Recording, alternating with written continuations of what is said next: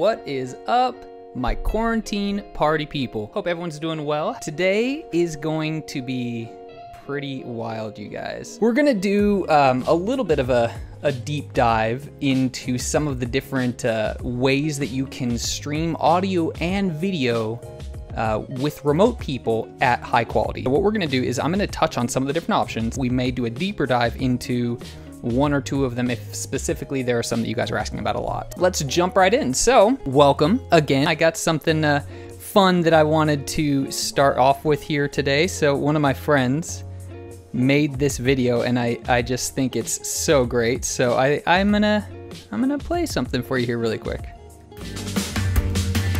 Lockdown, can't go downtown, walking my town, can't have my friends in a room, only on Zoom. Can we just resume? Still makes our love bloom. I got 36 TPs in the bathroom, so give me shelter, not helter skelter. I got some yeast for my bread, I can bake now. Brown chicken, brown cow, wish you could be here from 6 feet away. I got my day sweats, I got my night sweats, I get them mixed up, yeah, they're the same sweats. When you're in lockdown, listen to Motown.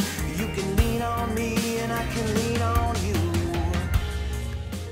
Pretty fun, yeah. So my buddy, his name is Pete, he actually made that video and he made it with his hype mic. So I just thought he'd do something kind of fun. Apparently he used to write some like spots, like funny kind of ads and stuff for a TV show, and he sent that to me. So he is going to actually send me the session file, and I'm gonna do some vocals on the chorus part for him this weekend. So good stuff. Anyway, if you want to check out his music, you can just do a Google search for Pete Lacey. He's a beast. So last week, what did we do? What didn't we do last week? We covered quite a bit. We talked about some of the different streaming platforms. So Facebook, Instagram, Google Hangouts, Zoom, you name it. We actually demoed a setup of a live Instagram video and a live Zoom conference. So if you are interested in either one of those, feel free to hop back into last week's stream and you'll get the scoop on how to do that. We talked about streaming etiquette. Streaming etiquette is so important. Things like the lighting, the room treatment, making sure you're not in a horrible sounding room. Sometimes it's unavoidable, but there are some kind of hacks and little tips and tricks that I shared on ways that you can maximize the space that you have to work with. And then we talk about where to look. So for example, when I'm talking to you guys, I do my best to try to look at the camera, because it's really weird if I'm like, hey guys, what's up? How is everyone? You're like, why isn't he looking at me? That's kind of weird, right? So you want to look at the camera when you're talking to people, and you want to, if you're not talking to people and you're doing something else, you're demonstrating something, it's okay to look away. And then finally, we talked about equipment. So the type of equipment that you want to pick up if you're interested in doing these live streams. Microphones, cameras, computers, and we'll get into some of the more detailed equipment, probably in a future stream. You can get into like switchers and capture cards and all kinds of stuff. All right, so today we're gonna start off with just a quick overview of a broadcasting application, and there are also tons of these, but this specific broadcasting application is called OBS. OBS is an open source broadcasting application, which means it's free, which is awesome. So you can actually do a Google search for OBS and download it if you want to follow along. Here's my screen. Try to not pay attention to the million windows that you see over and over and over again there. That's just because I'm actually in this OBS window. I'm capturing everything that's on my screen right here. And so when I drag the preview window into the window that I'm capturing, you see it just kind of repeated over and over and over again. So this section of OBS, these are called scenes. Now, once I just give you this quick explanation, if you've hopped into OBS and it's confused you before, you'll be like, oh, this is way easier than I thought. What you want to do when you first open up OBS is you want to start with your first scene. And so you can just right click on it and rename it here. So I like to name them so I know, when I'm streaming what I'm clicking on. So in this first scene, I can add sources. So I have my hype mic and then I have my camera, right? So notice if I hide my camera, you see me disappear, and vice versa. If I was to hide my mic, you would see me, but you would hear nothing. Once you have your scene and you start adding sources, and I'll walk you through it real quick, click on the plus right here. This plus is going to ask you what kind of source you'd like to add. And I'm gonna add, let's add a window capture so you can kind of see what it looks like. The difference between a display capture and a window capture A window capture is only going to capture a specific window. Like if I have a certain window open in Chrome and I selected a window capture and I selected my source as that Chrome window, well, that's all you would see. Let me show you what these look like. So it pops up, asks you what you want to name it. Sure, I'll just keep it titled window capture, why not? And then here I have the option to choose what window I want people to see. I could just choose OBS if I wanted to, but I'm going to be referencing a lot of stuff on my display, so I wanted you guys to be able to see everything. Part of the problem too with a window capture versus a display capture, what I just did in OBS, if I click on the plus and another window pops up, if I'm doing a window capture, oftentimes you won't see what pops up. You won't see that second window that opens up because the source is just the main window. If I go here and I select a window capture, we'll call it window capture 1 or 2 or whatever, and I've selected OBS, right? I'm gonna hide my display capture. Now here in my window capture, if I click on a plus to add something and a window pops up, you won't actually be able to see that.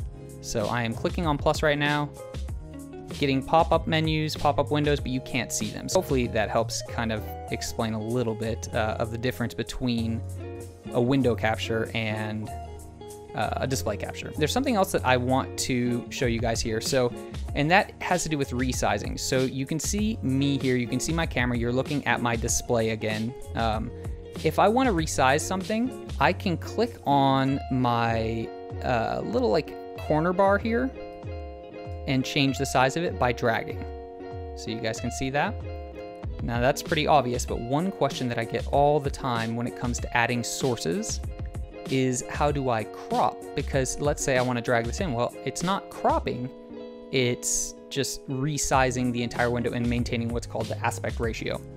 If I want to crop, all I've got to do is when I grab these sidebars, if I hold on Option and drag, it actually crops the source itself. So let's say that you guys can see my camera. Maybe I want my camera to be in the corner while I'm doing something else in the background. This is how you would make your camera small. If I wanted to crop around myself so that I had the biggest possible video. One other neat trick, something you can do, is you can right click on any source. So I'll show you like this. And if you go to transform, you can fit to screen. That was a very, very quick just touch on what a scene is, what a source is. If I was to add a microphone like you saw earlier here, if I go back to my display capture, you can see I have my audio metering. I can mute my audio. So that's just a really brief overview of how you're going to use scenes and sources. All you gotta do is you add your camera, add maybe multiple scenes. So one with your camera, one with an overlay if you wanna jump back and forth between like having overlays and whatnot. And then you can actually do something really cool where you set up an application called Stream Deck, and you can download the app on like your iPhone, your iPad, whatever, or they actually make a hardware device. It's also by a company called Elgato, the one I mentioned earlier. And you can actually trigger those scenes and sources without having to do what I'm doing right now, which is like going to your computer, which is on your other screen, so you're completely looking away from your camera and you're making people be like, why is he not looking at me? I'm using my iPhone right now for messages, like if Marlene or Sebastian or someone else from Apogee texts me, but what you can do is you can actually set up, and I might do this in, I'll probably do this next week with like an iPad or something, where I can set up my different scenes and sources and just switch between them with one click, and I can put that, iOS device wherever I want. So, all right, so let's talk about live video. There's one option that is much easier than the other options, and the reality is it's what like everyone is doing right now, and that is to pre-record portions of the video and interact with it like it's live. Pretty much all the TV shows where you see people broadcasting something from home and there are multiple people involved, almost all those situations where they're interacting with each other, unless the audio quality and the video quality is really low, if it actually sounds good and looks good, the majority of them are actually recording the video ahead of time. It's being edited together and then they're interacting with it. And I'm going to give you an example. So his name is Alec Lytle, and he did basically this example that I'm talking about now for his live video. So they had a album release party scheduled, and he had some limitations, mainly being internet connection.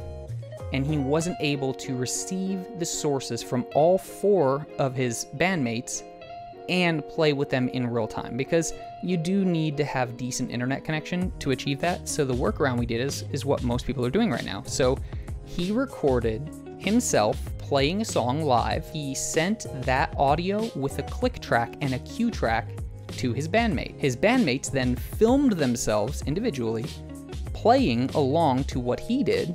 They sent it back to him. He took all 4 of those videos, edited them into one video, and then he played again live to what they sent him. So I'm gonna show you what that looks like here.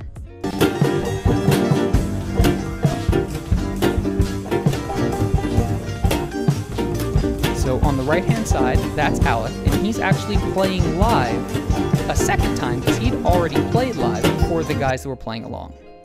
Now that is typically what you're going to see if you're watching TV and you're seeing a lot of that stuff. However, there are other options, so I want to touch on a couple of them. The first one that I want to talk about, if you're not doing it pre-recorded, is to use OBS Ninja. So this is OBS Ninja here. OBS Ninja is for receiving audio and video sources that are external to you that you can actually import into OBS and broadcast live. These 4 white squares up top here are actually all buttons you can click on. If I was to click on add group video chat to OBS, here's what I get. I'm going to create a room, so I could call it whatever. I could call it Cody Stream Test and enter the room as the director. Okay, now I would send this guest invite link out to whoever I wanted to capture the video, audio and video of. Let's say that I received this from someone, this link, and I clicked on it. I could join with a camera or share something with the room, like my screen. If I wanted to walk a bunch of people through a process, I could basically from anywhere share my screen with them without having to go through Zoom or any of these other features, and the quality, like I said, is really good. So if I click on join room with a camera, check this out. The video that you're seeing right now is not local. This is going through the internet. Look at the quality and look at how close what you're hearing, which you're hearing my audio from OBS. I disabled the audio in this stream, but the video you're looking at right here is actually live. So this is how it would look and how it would sound, which is really high quality and almost no latency. Whoever is sending you a video source, whether it be a camera, an audio, or a screen, they would basically, when they're ready, they would click here. It says, I'm ready. And that's now broadcasting. I'm gonna mute the mic again. That's now live. And I could basically take this and enter it into my OBS. So here you can see OBS. I'm kind of overlapping it here a little bit. What you're seeing on the left-hand side is me right now, straight from my camera. What you're seeing on the right is what's being broadcast with OBS Ninja through the internet. Now, all you would have to do is basically in OBS, you would add a new source, and you would do a browser, and you would just import that browser right into OBS. I can see now, because I'm the room moderator, I can see that someone has joined my chat. I can copy this link, and in OBS, I can add browser, and we'll just call it remote camera. URL source. Boom. You have the ability to do this for like quite a few people. Now, if you're doing this for more than one person, I wouldn't add each of these individually. What I would do, add them as a group. So there's, if I start this over again, we'll just call this test. Add group scene. So everyone I send this link to, if they're all sending their video in, I can copy this and put that as a web source into OBS instead of doing each one individually one at a time. Now, there are a couple of reasons you want to do that. With OBS, the more you put on your screen, the more it's going to start to kind of like lag your system out a little bit. So there are a couple things I want you to notice here. If I go back to my OBS screen, right down here at the bottom, you see where it says CPU and it's showing exactly how much CPU usage is happening here. The more I add, the more it's going to start to look laggy and drop frames because there's a lot going on. Now, many of you have seen people streaming and they have overlays, right? The most simple thing, like adding a lower third with information, it's going to tax your system more. Now, if you're adding 5, 6, 7, 8 sources, it's going to tax your system a lot more. So you always want to be careful with not adding too much. Now, the beauty of, with OBS, being able to add either the individual video or the group scene is they're doing all of the work for you. All of the taxing is actually happening on, basically on the internet side, so that it's not your computer having to use so much CPU processing power to have multiple video sources all over the screen.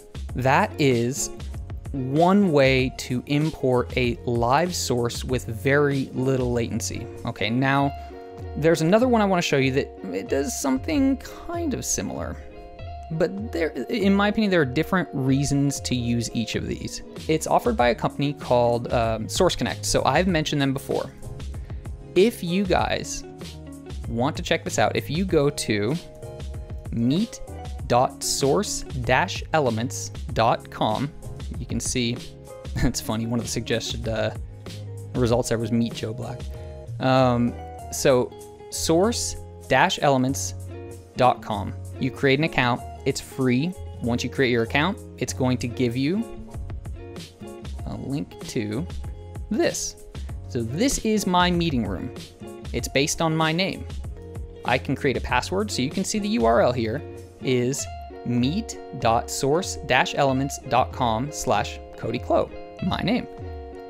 Anyone I give this URL to and the password can actually join in here, and you can see right now this is live video and I'm broadcasting the video through OBS. This is actually happening online right now, and you can see the quality is really, really good. I've done these meetings with a handful of people and everyone looks and sounds amazing. It's night and day better quality audio and video than like Zoom is. That's meet.source-elements.com. There isn't a lot of setup to go through in that. Once you create your account, it generates your own private URL. It gives you the option to create a password if you want. You can change that password as often as you want, and you can send that link out to anyone.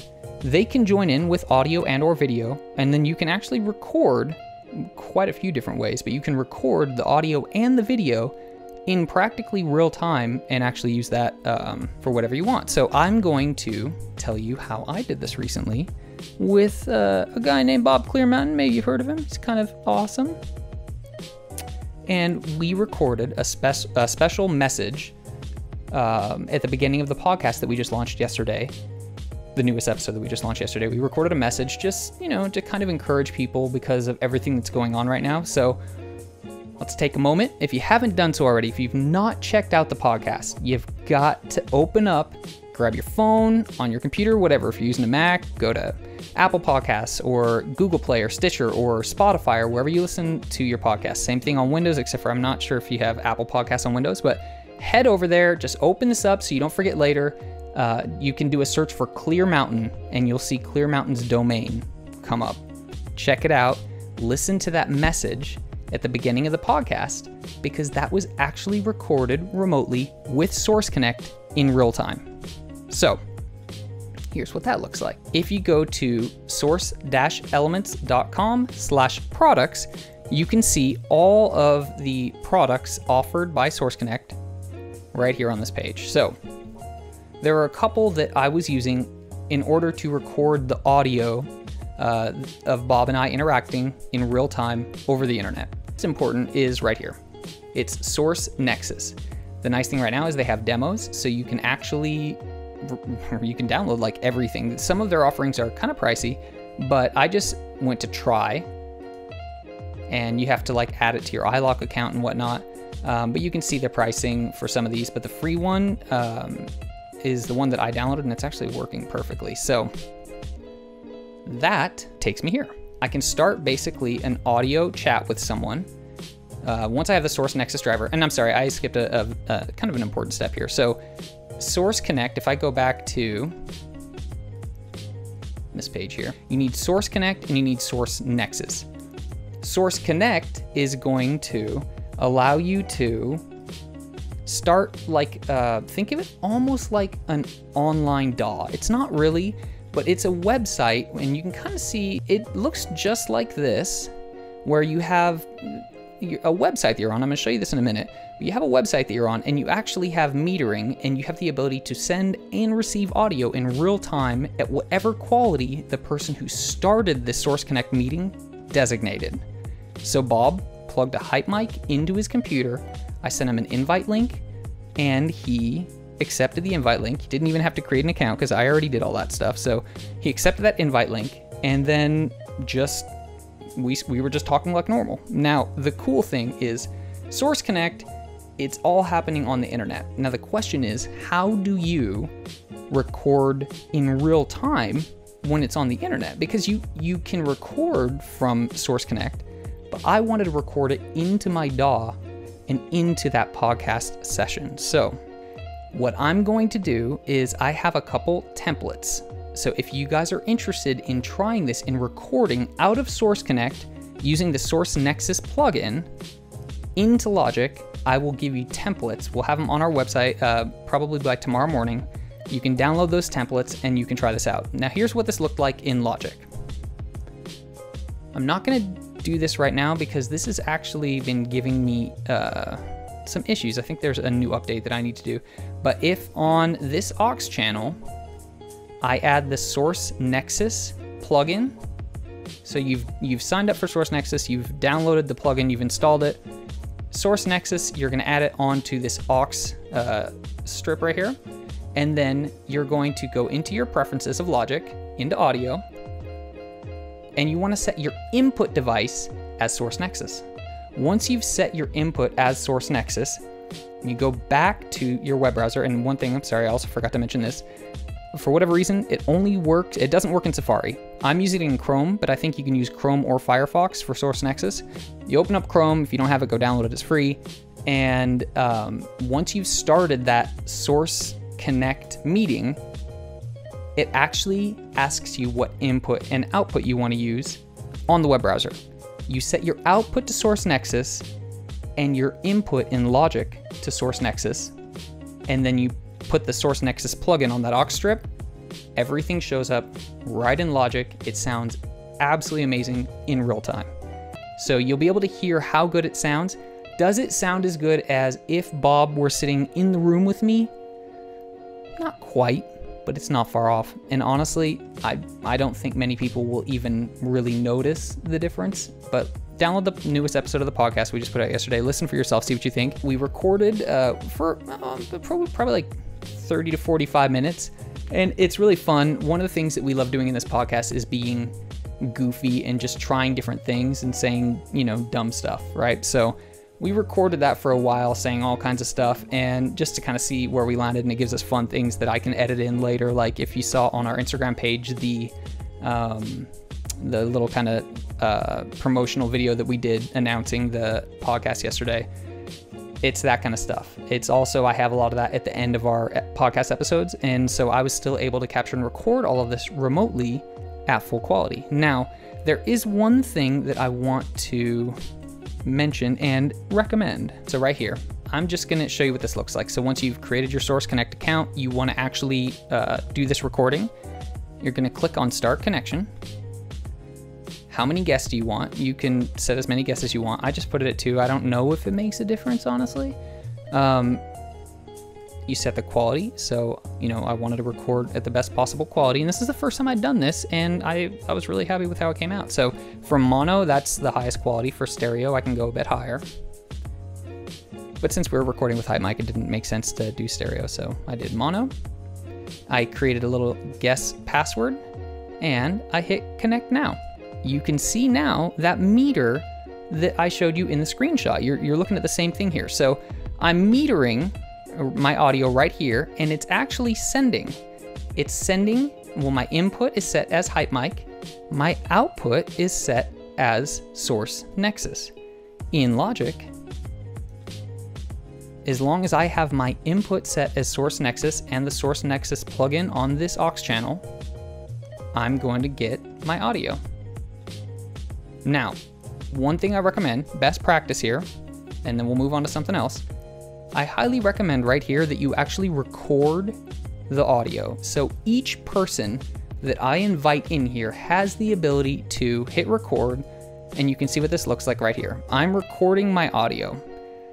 Each person would have to do this individually, and I recommend they record the audio all the way through, even though you're capturing it in your DAW, because it's just a good practice. It's a good way to make sure that nothing happens. If someone has a spike in their internet, or just something silly happens, they'll still be recording here in Source Connect, but on the receiving end in Logic, you might have an issue.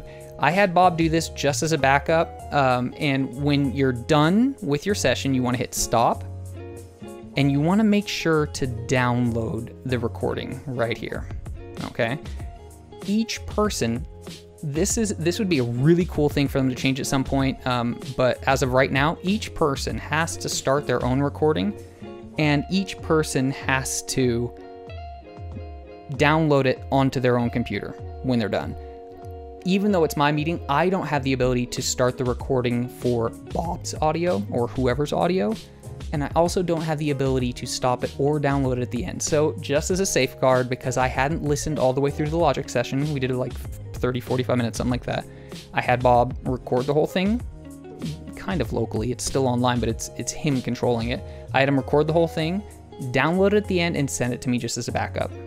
So good practice. I highly recommend it. If you've got a smartphone that has a good camera, mine has an amazing camera. I can use this as my webcam, and there are actually quite a few different ways to do it. You can plug it via Lightning right into your computer if you want, and select that as your source in OBS. There are a handful of apps that do it wirelessly, but you don't need that if you're using OBS Ninja. So let's open this up again and take a look at it. Here we are, OBS Ninja.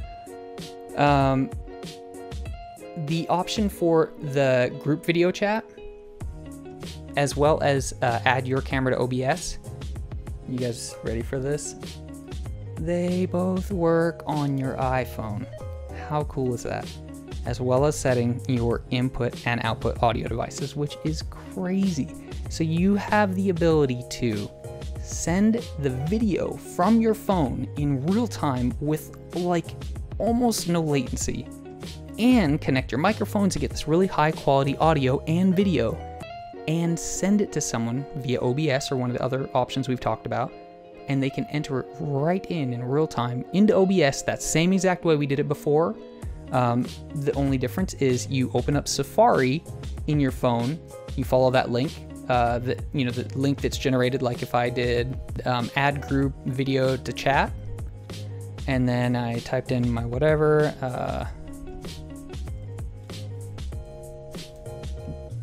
guest link here. If I sent that, and I mean, if you guys are interested in seeing it, I can show you right now, but if I send that link to myself, I can open up Safari in that link, and I can basically send a camera feed from my phone with my front or rear facing camera into my stream in OBS.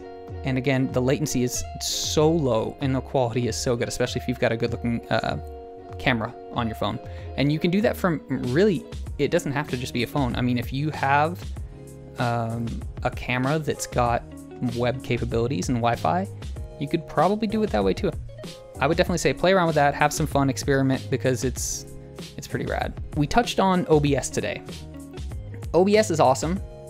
It's not my favorite, but it's the one that is most commonly used. And so I wanted to kind of cover that because it's the one that everyone always hears people talk about. If you open up a video on YouTube, like how to stream, it's always someone talking about OBS. So I just wanted to cover it because you're going to hear it come up over and over and over again. So now you know what it looks like and kind of have a general idea of how to use it. But there are some options that are actually cloud-based or online broadcasting applications, like via the web.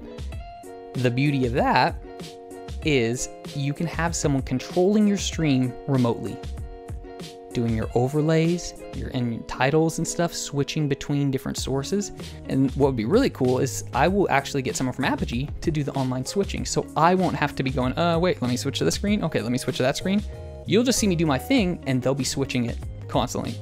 Really cool, especially if you've got a team of people and you're trying to do broadcasts. If you're doing concerts, I highly recommend it, because then all you've got to do is send a source to the website, and the website is doing all of the kind of like processing. Cloud or Stage 10 is one of those options. Stage 10, TEN.TV. So this is an option that's going to allow you to do like online switching, basically. Basically, in whatever encoding software you're using, whether it's OBS or Streamlabs or Wirecast or Livestream or Ustream or any of these others, it's all about where you designate the stream to go to. So let me show you what this looks like. If I go to OBS and Preferences, right here, if I go to Stream, you can see you have the ability to enter in the server that you're streaming to and then this special streaming key.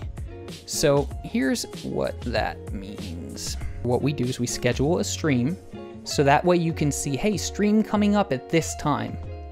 And we do that in our YouTube channel, in the Live Studio Creator, I think it's called. Live Studio Creator, that sounds right, probably. And so you schedule your stream, and in that stream, once you've scheduled it, you see a little area that pops up and it gives you a stream URL and a stream key. Every platform you stream to, you have that same thing. So all you do is you just decide, where do I want to stream this to? And it will show up wherever you are streaming to. Now, the question always comes up, and I mentioned this a little bit last week, but the question always comes up, what if I want to stream to multiple platforms? Can I do that? Absolutely, you can do that. The one that I've used the most is called Restream.io. That's actually the website, Restream.io. Create a Restream account, and inside of your Restream account, you have the ability to enter multiple output sources. So basically what you do is you take the stream URL and the stream key from your Restream account, and in your OBS settings, you stream to Restream. Then in the Restream account, you designate all of the different places that you want it to rebroadcast to. So it's really cool. So you can stream to like Facebook and YouTube and like, you know, multiple sources all at the same time. And all you have to do is you just link each of the accounts that you want that stream to end up at inside of your Restream account. Those are just the applications that you set everything up in. You set up like your different scenes and your different sources, like your camera and your microphone, and then overlays. And then I played a video, you know, a couple different times throughout here. I played videos. Those are just applications. It's just software on your computer that you use to queue up everything that you want to happen. If like you're doing a long stream, like when I would do gaming streams, I would set up an intermission screen that would have like some fun animations on it, and it'd be playing some music, and it would say, well, I'll be right back soon. So that if I was doing like a 6 or 7 hour stream, I'm like, at some point you're gonna have to run to the bathroom. It's just the reality, you know? So it's like, you're not having like dead time basically. And then of course on my intermission scene, I would make sure that the mic was not a source. So people aren't hearing the mic. If I walk out of my room and my wife's like, hey, how's the stream going? I don't want people to hear like random conversations and stuff. So that software, whether it's OBS or Streamlabs, is just what you use to set up what you want to happen within your stream. Then you push it out to wherever you want it to go. All right, guys, we are about to wrap up, but here's what I need from you guys. Drop a like on the video if you haven't already, because it really helps us out. And make sure to subscribe, because we are doing these things every week. We've got a whole weekly series of streaming stuff, and I'm being so completely honest when I'm saying we're just scratching the surface. There is so much to come. Check out Clear Mountain's Domain podcast. It is so much fun. You can listen to it on all the major podcasting platforms, and it's free, and you're literally hearing from an absolute legend, and it's just years of a wealth of experience and wisdom and funny stories. So I think you guys will really enjoy it. If you do enjoy it, leave us a comment and a 5-star review wherever you're listening to it. Lastly, if you are going to be attending these every week, make sure to head over to our website, and we've created a form there now on the Learn From Home part of our webpage that allows you to ask questions. So any questions that you have or even if there's topics that you want covered in coming weeks, that is the best way to let us know. So head to our website, go to the Learn From Home section, and fill out the form if there's something you want to know. I really do appreciate you guys joining. I appreciate the engagement. All of the questions have been amazing, and it's been really fun for me to get to do this. So you guys are giving me the opportunity to get to hang out and just help everyone make really cool content. So I do appreciate it. Other than that, stay healthy, stay safe, wash your hands, and we love you guys. We will see you in a future stream. Until then, see you later. Cheers.